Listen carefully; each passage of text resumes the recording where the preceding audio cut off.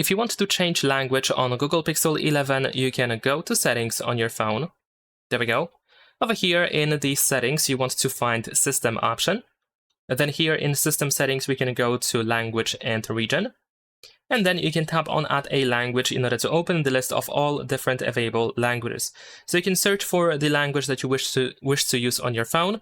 And if you choose the language, there is also a chance that you will find all of these different regions if your language is used in, of course, different countries or regions. So let's say I'm just going to choose Germany over here.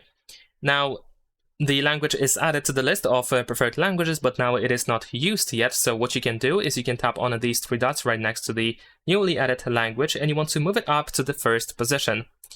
So let's confirm that we want to change, and there we go. Now our language is updated. So essentially, the first language on this list is used on your phone. That's pretty much it. Leave a like and subscribe.